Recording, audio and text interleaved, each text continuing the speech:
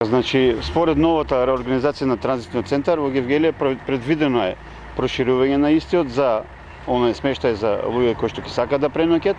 Исто така планираме и отварање на еден голем шатор во кој што ќе се служи топли оброци, ќе пред се супа, чаеви, кафе и слични топли напитоци кои што ќе бидат на некој начин во затворен простор и кај што луѓе ќе можат по-достоинствено да ги обавуваат овие активности. Ако досега капацитетот е околу 2000 луѓе да биде прифатниот број, колку ќе може да собере со проширувањето на капацитетите? Па така, доколку сега во овој момент имаме 4 шатори кои што се предвидени за прифат, планираме да таа бројка достигне до 7. Значи, и со тоа би го елиминирале оној проблем кој што го имаме во моментов, а тоа е луѓе кои што чекаат надвор пред прифатниот центар, значи да не чекаат надвор на отворено, него да влезат во прифатниот центар и по одредено чекање доколку има гужва, нели се разбира да добијат документ за она што е за регистрација, значи да бидат внатре во прифатниот центар, да не стојат надвор доколку нели временските услови не го дозволуваат тоа. И околу колку би била таа оптимална бројка? Па сега околу би се зголемил капацитетот негде за 1500 луѓе сигурно би се зголемил. Согласно активностите кои што ги презема Центарот за управување со кризи и институциите кои што се вклучени во решавањето на оваа криза, секако ние се подготвуваме за наредниот период кој што доаѓа.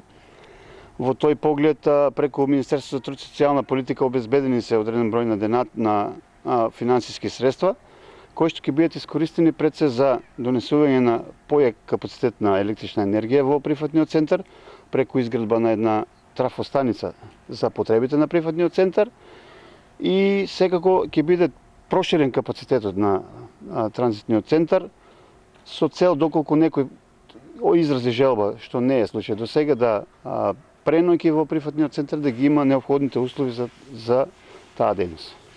Каква е соработката со грчките погранични работници во однос на прифаќањето, напуштањето на мигрантите? Па мислам дека и прошлиот пат продискутиравме за оваа тема. Ситуацијата не е во тој поглед премногу изменета. Има одреден вид на соработка. Работите се одвиваат во тек. Кога има, кога нема, така да на некој начин се трудиме колку да можеме да го амортизираме тој удар на овие луѓе кои што доаѓаат и кои што треба да се прифатат од страна на прифатниот центар во Гевгелија.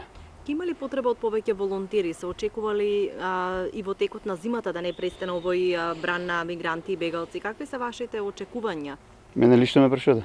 Па, како Центар за управување со кризи, неверојатно правите анализи. Така, ние како Центар за управување со кризи, како регионален центар, секако дека имаме одредени анализи на оваа тема. Според мој лично убедување, јас не сум убеден дека бројот на мигранти ќе се намали со доаѓањето на зимските услови, односно постудените денови, од причина што мигрантите немаат некоја голема причина да не доаѓаат, бидејќи имат организиран транспорт од страна на грчките власти до овдека имат некои си добри 650 метри за одење, што секако не представуваат некој проблем за прекинување на таа миграција. Во прифатниот центар ги имаат условите кои што ги знаете, значи ето суви простори, место за починка, за интернет имат, исто така доколку не сте запознаени, значи комуникација со своите најблиски. Така да мислам дека и очекувам дека воопшто тој бран нема да се намали, според моје мислење.